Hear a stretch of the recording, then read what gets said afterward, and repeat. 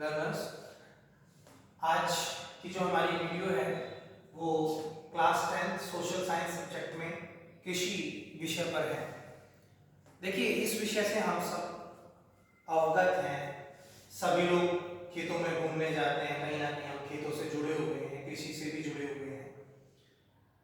कृषि अगर हम देखें तो कृषि एक प्राथमिक क्रिया है। ये हमने अर्थशास्त्र में पढ़ा है कि ये प्राइमरी एक्टिविटी है। प्राइमरी एक्टिविटीज वो एक्टिविटीज होती हैं, प्राथमिक क्रियाएं वो क्रियाएं होती हैं जहां कोई भी व्यक्ति प्राकृतिक संसाधनों का प्रयोग करके किसी वस्तु का उत्पादन करता है और अपने जीवन यापन के लिए अपने आर्थिक पक्ष को सुदृढ़ करता है। आइए आज हम बात करते हैं कृषि के प्रकार विषय पर। कृषि के प्रकार विषय को समझने से पहले हमें 1 या 2 मिनट का समय इस बात पर देना होगा, थोड़ा सोचना होगा कि इंसान ने किस तरीके से खेती करना शुरू किया, किस तरीके से वो स्थायी जीवन जीने लगा। अगर थोड़ा सा हम इस पर सोच लेते हैं तो हम इसे आसानी से समझ पाएंगे। देखिए, कृषि के प्रकार में जो सबसे पहला प्रकार है वो है प्रारंभिक जीविका निर्वाह कृषि। अंग्रेजी भाषा में उसे शब्द दिया गया प्रिमिटिव सबसिस्टेंस फार्मिंग। इसको आप जब इंसान ने स्थायी जगह पर रहना शुरू किया, खेती करनी शुरू की, तो सबसे पहले उसने खेत तैयार करने के लिए सोचा होगा। खेत तैयार करने के लिए उसे अब छोटे खेत चाहिए थे या बड़े खेत चाहिए, इस विषय पर भी सोचा होगा। तो क्योंकि उस समय पर किसी भी प्रकार का कोई व्यवसाय नहीं था, वो प्रारंभिक समय था मानव का जब उसने स्थायी जीवन जीना शुरू किया, तो उसे उसकी जो जरूरत थी वो सिर्फ इतनी ही थी कि मैं खेती इसलिए कर रहा हूं ताकि मैं अपना भरण पोषण कर सकूं, अपने फैमिली अपने परिवार का भरण पोषण कर सकूं, उन्हें 2 वक्त जो है भोजन मिल जाए, वो भूखे ना रहे। इस उद्देश्य के साथ उसने छोटे छोटे खेत बनाने शुरू किए। इसी कड़ी में उसने छोटे खेत बनाने के लिए जिस प्रणाली का प्रयोग किया उस प्रणाली को कहा जाता है कर्तन एवं दहन प्रणाली। कर्तन एवं दहन प्रणाली में जो उस समय पे जो मानव था उसने क्या किया कि किसी भी जंगल के किसी एक छोटे से हिस्से को साफ किया, यानी कि उसमें जो वनस्पतियां हैं, पेड़ पौधे हैं, उनको काटा।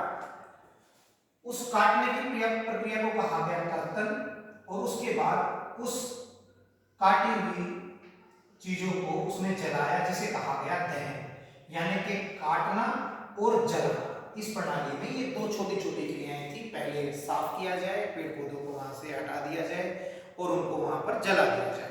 अब उसे एक जमीन का छोटा सा टुकड़ा मिल जाता था। इसी प्रणाली को कहते हैं कर्तन एवं दहन प्रणाली। ये आपके एग्जाम में सीधा सीधा इसी बिंदु पर सवाल पूछा जा सकता है। यहां पर दूसरा जो पॉइंट हमें ध्यान रखना है कि कर्तन दहन प्रणाली को भारत में अलग अलग जगह पर अलग अलग नाम से पुकारा जाता है। विश्व में भी जब हम इसके बारे में जानने की कोशिश करेंगे तो दुनिया के अलग अलग देशों में इसे अलग अलग नाम से जाना जाता है। जैसे अगर आप भारत की बात करो तो भारत के उत्तर पूर्वी जो हिस्सा है भारत का, असम, मेघालय, मिजोरम, नागालैंड, यहाँ पर इस प्रणाली को झूम कहा जाता है और इसीलिए इस खेती को भी झूम खेती कहा जाता है। अगर विश्व की बात करें, जब अगर हम ब्राजील में देखें कि ब्राजील में इसे क्या नाम दिया गया है, तो ब्राजील में इसे रोका कहा जाता है। रोका, झूम या कर्तन दहन प्रणाली, इसका मतलब है एक छोटे से क्षेत्र में पहले वहां की वनस्पति, वहां छोटे छोटे पेड़ पौधों को काट देना, कर्तन करना, उसके बाद उसमें दहन करना, उसको थोड़ा जला देना, जलाने के बाद उस खेत को तैयार कर देना। तो यहाँ पर जो खेती होती थी वो भूमि के छोटे टुकड़े पर थी। प्रारंभिक जीविका निर्वाह प्रणाली कृषि, इसमें भूमि के छोटे टुकड़े पर कृषि क्रिया की जाती थी। इसके साथ साथ आदिम उपकरणों का प्रयोग किया जाता था। जैसे आजकल हमारे पास मशीनें हैं वो नहीं थी। आदिम यानी कि उस समय के जो उपकरण थे, जैसे लकड़ी का हल हुआ, एक कुदाल हुआ, खुदाई के लिए कुछ लकड़ी की उपकरण बना दिए गए थे, तो उनका प्रयोग यहाँ पर किया जाता है। इसके साथ साथ मशीनें ना होने के कारण समुदाय श्रम की मदद करता था, यानी कि सभी लोग, एक परिवार के लोग, समाज के लोग एक दूसरे की मदद करते थे कृषि क्रिया में। मानसून और मिट्टी की प्राकृतिक उर्वरता पर निर्भर था। देखिए, जब इंसान ने खेती करना शुरू किया तो उसके पास ये जानकारियां नहीं थी कि हम मिट्टी की उर्वरता को कैसे बढ़ा सकते हैं, हम उसको कैसे फर्टिलाइज लैंड बना सकते हैं। तो उस समय पे जो मानव था वो मानसून पर निर्भर करता था सिंचाई के लिए। बारिश होती थी तो हमारे खेतों को पानी मिल जाता था। और मिट्टी की प्राकृतिक उर्वरता को बनाए रखने के लिए जो किसान था उस समय पे, जो मानव था, वो कर्तन दहन प्रणाली का ही प्रयोग करता था। एक जगह पर उसने खेती की, उसके कुछ समय के बाद जब उसे लगा कि अब इस भूमि की जो उत्पादकता है वो कम हो गई है, तो उसके बाद वो उस भूमि को छोड़ देता था और दूसरी जगह जाकर इसी प्रणाली से फिर से अपने खेत तैयार कर लेता था। तो प्रारंभिक जीविका निर्वाह कृषि, इसमें व्यक्ति ने कर्तन दहन प्रणाली का प्रयोग किया, सिर्फ अपने भरण पोषण के लिए कृषि क्रिया की, भूमि के छोटे टुकड़े पर की, आदिम उपकरणों का प्रयोग किया, समुदाय श्रम की मदद ली गई और मानसून और मिट्टी की प्राकृतिक जो व्यवस्था है, उर्वरता है, उस पर ये निर्भर है। इसके बाद इंसान थोड़ा आगे बढ़ा। आगे बढ़ने का मतलब है स्थायी जीवन जीना शुरू कर दिया। अब उस एक निश्चित क्षेत्र में लोगों की संख्या बढ़ने लगी। अब जब लोगों की संख्या बढ़ेगी तो हमें उत्पादन भी अधिक चाहिएगा, यानी कि हमारे पास भूमि सीमित, खेत छोटे, लेकिन हमें उत्पादन चाहिए अधिक। तो अब हमने गहन जीविका निर्वाह कृषि करना शुरू किया, इंटेंसिव सब्सिस्टेंस फार्मिंग। अभी भी सिर्फ हम अपना भरण पोषण ही करना चाह रहे हैं, पेटी भरना था हमें, लेकिन जनसंख्या का दबाव अधिक हो गया। अब उस सीमित भूमि पर उत्पादन अधिक करने के लिए हमने क्या करना शुरू किया होगा?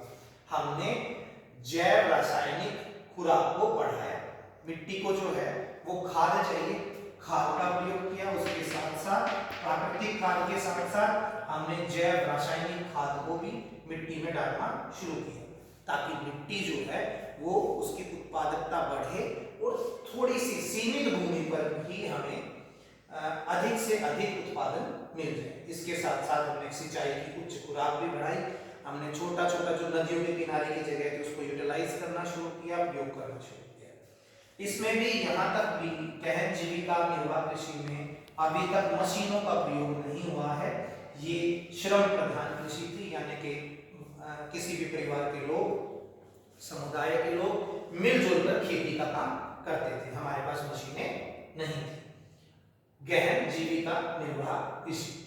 इसके बाद अब जो खेती हम करते हैं, अब जो वर्तमान स्थिति है कृषि की, उसे कहा जाता है वाणिज्यिक कृषि, कमर्शियल फार्मिंग अंग्रेजी भाषा में शब्द दिया गया। देखो बेटा, जैसे जैसे परिस्थितियां बदली हैं, भूमि के ऊपर दबाव बनने लगा है, जनसंख्या का दबाव बनने लगा है, हमें ज्यादा से ज्यादा उत्पादन करना है और हम कृषि से हटे हैं। कृषि से हटकर हमने अन्य आर्थिक क्रियाओं को भी समाज में देखना शुरू किया, जैसे कि परिवहन बढ़ने लगा है, अलग सेवा क्षेत्र बना है, द्वितीय क्षेत्र की क्रियाएं बनी हैं।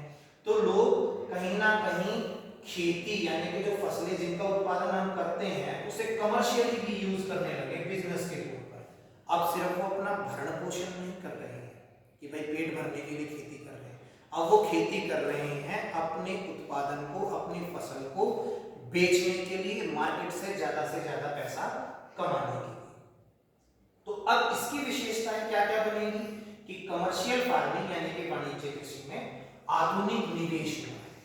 आधुनिक का मतलब होता है बेटा मॉडर्न, जो अभी चल रहा है, और निवेश का मतलब होता है पैसा लगना, कहीं ना कहीं मशीनें आना, मशीनों में निवेश होना, वहां हमारे मुद्रा का खर्च होना ही निवेश है। आधुनिक निवेश में क्या क्या चीजें आई, जैसे कि HYV बीजों का प्रयोग किया जाने लगा। HYV का मतलब है हाई यील्डिंग वैरायटी सीड्स, यानी कि ऐसे बीज जिनकी उत्पादकता प्राकृतिक बीजों से अधिक है। इन बीजों की विशेषता आप लोगों ने हरित क्रांति में भी पढ़ी थी कि भारत में हमने हरित क्रांति के दौरान दो फसल थी, गेहूं और धान। दोनों ही फसलों में हमने HYV बीज प्रयोग करने शुरू किए थे, जो मैक्सिको से हमने खरीदे थे, और उसके कारण गेहूं और धान का हमारा उत्पादन बहुत ज्यादा बढ़ा। और आज हम इस परिस्थिति में हैं कि हम इन बीजों की सहायता से सिर्फ अपना भरण पोषण ही नहीं कर रहे, बल्कि गेहूं और धान इनको दूसरे देशों में भी निर्यात कर रहे हैं। इसके साथ साथ आधुनिक निवेश में रासायनिक उर्वरक और कीटनाशकों का प्रयोग भी होने लगा है। इससे हमारे दो फायदे हो जाते हैं। एक तो हमारी रासायनिक उर्वरकों से हमारी जो मिट्टी है उसकी उर्वरकता बढ़ती है, और जो कीड़े या छोटे छोटे कीट हमारी फसलों को खराब करते थे वो आज कंट्रोल्ड है, हमारी फसलें उनसे खराब नहीं होती, क्योंकि हमारे पास कीटनाशक दवाइयां हैं, उनका स्प्रे हम अपनी फसलों पर करते हैं। इसके साथ साथ वाणिज्य कृषि में ही रोपण कृषि भी एक हिस्सा है। रोपण कृषि में हम क्या करते हैं, एक लंबे चौड़े खेत में छोटे टुकड़े पे नहीं, जमीन के छोटे हिस्से पे नहीं, बल्कि बहुत बड़े क्षेत्र में, बड़े हिस्से में हम लोग कोई भी अपनी एक फसल बोते हैं। कुछ फसलें हैं जिन्हें हम रोपण फसलें भी कहते हैं, जैसे कि चाय है, रबड़ है, कॉफी है। तो ये पर्टिकुलर भारत के कुछ निश्चित क्षेत्रों में रोपण कृषि की जाती है। जैसे कि अगर आप चाय की बात करोगे तो असम में और पश्चिम बंगाल में चाय की रोपण कृषि होती है, बहुत बड़े क्षेत्र में ऐसा किया जाता है। इसके अलावा अगर आप कॉफी की बात करोगे तो कर्नाटक में कॉफी के लिए रोपण कृषि क्रिया की जाती है। तो रोपण कृषि में काफी बड़ी संख्या में, काफी बड़ी मात्रा में हमें कॉफी, चाय, रबड़ या केला, गन्ना ये फसलें मिलती है।